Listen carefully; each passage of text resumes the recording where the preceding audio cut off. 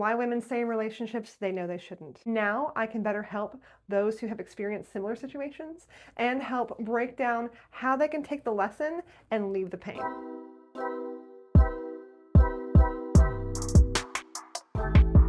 What I learned from the worst relationship of my life. I came out of this relationship with my tail tucked between my legs, embarrassed in all of my mistakes, disgusted at the fact that I ever let that relationship happen and go on for as long as it did. I had quit smoking and then went back to it. I was a heavy drinker because of it, and I realized that for all my so-called wisdom at the time, I was not as smart as I thought I was. Except I was smart and I knew better, but I allowed those things to happen because I wasn't treating myself with the respect that I deserved, much less demanding it from somebody else.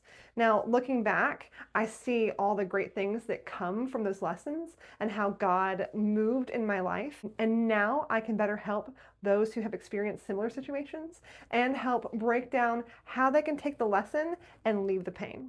The first thing I learned was the ability to forgive. I have complete peace over the situation that could haunt me forever if I let it. Forgiveness is pivotal in moving on. And without it, I would be stuck in those moments, reliving them, along with every emotion attached to them, and then attaching those emotions to present people and things that don't deserve that. Recognizing the ability to forgive was for me, not him. He has to figure that part out for himself. But as far as I'm concerned, I will be at peace. This was foundational forgiveness that gives me the ability to recognize when I'm truly at peace with something versus when I'm not. And this experience has helped guide me through the process of forgiveness for other people and for other things in my life that have happened. It's a process which is ongoing. Every true, meaningful relationship demands growth from you as an individual. And that's why relationships are so hard long term. We're supposed to be growing and learning and maturing. The second thing I learned is there is good in the bad. My faith was solidified and strengthened during this time, which is monumental. Nothing beats that. Not every memory was bad, and even some of the bad ones I can laugh about now. I got to see what good is out there and how people help others during difficult times like these. I was helped monumentally by others, and that's inspiring. The third thing I learned is that there's purpose in every experience that I now get to share with others. I get to be encouraging to someone else. I get to be somebody else's help when they need it. And then the fourth thing was I was meant to learn those lessons about me. I learned so much about how to carry myself, how to talk to myself, how to fight for myself through those hard times. And those lessons were long learned though. The experiences were the exposure to the lessons that I needed to learn. Without the exposure, I would have learned nothing. I thought I was stronger than I was, and those moments were the checkpoints to test my actual state of mind.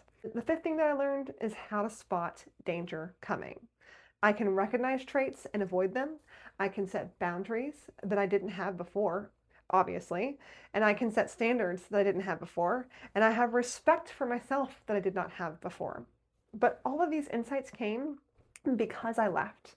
If I hadn't left, he would have continued to attempt to tear me down little by little, and he would have succeeded. And leaving took a lot more than just me deciding one day that I was going to go. It took the people around me helping me recognize that this is a situation that I needed to get out of. And it took people around me helping me recognize that I deserved to get out of it. He was gaslighting me before gaslighting was even a thing.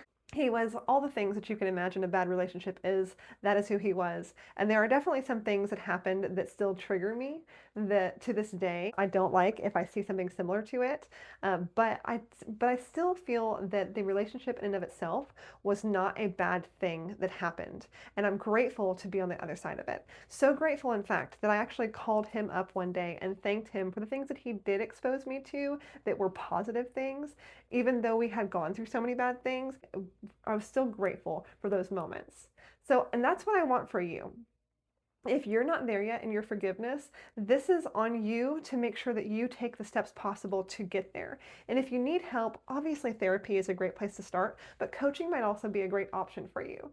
Coaches help you not relive the past, but recognize that the past might be what's triggering things, and that the past is something that has to be re-shifted into something that is more beneficial for your future. And I recognize that therapy does something very similar, but for coaching, we say, okay, we recognize our triggers, we know how to deal with our triggers, now let's move past those triggers and stop dwelling in them.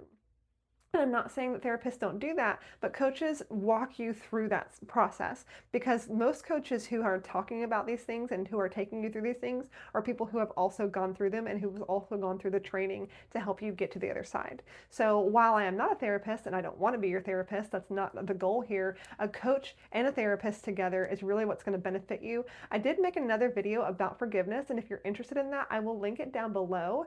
But I want to make sure that you recognize that this is coming from a place where I understand, and this is coming from a place where I have knowledge on actually how to get through those. So if watching this video helped you recognize things that you were maybe rejecting or maybe denying before, I want you to go ahead and give it a like and watch it again. And hopefully, by doing so, you can recognize that you have opportunity out there. You don't have to stay. You're not stuck. There is more for you in this life.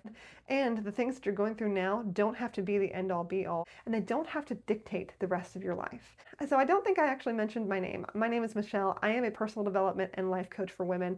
I created the company called The Best Part for this purpose. I want you to get to your best part. And what I do as your coach is I help talk you through things in your past that have happened, why you have the reaction to them that you do, how it's still holding you back to this day, even though you don't recognize it, or even if you do recognize it and you're allowing it to hold you back. We talk that through. We make sure that you get past that thing and that you're able to start building relationships that are healthy instead of letting poor relationships hold you back. So if you're interested in any of my programs, or you're just not even really sure about coaching, watch my other videos, give me a call if you'd like. The consultation is always free. And what we do is we just talk about what's going on, and we see if we're a good fit, and we see if any of the programs that I have are helpful for you. I do have 3 different programs that I'm running right now. One's for mindset, one's for clarity, and one is for goal setting. And so chances are I can help you. And if I can't, but I have resources that can help you, I'm happy to do that as well. So please like and subscribe, and I'll see you in the next video.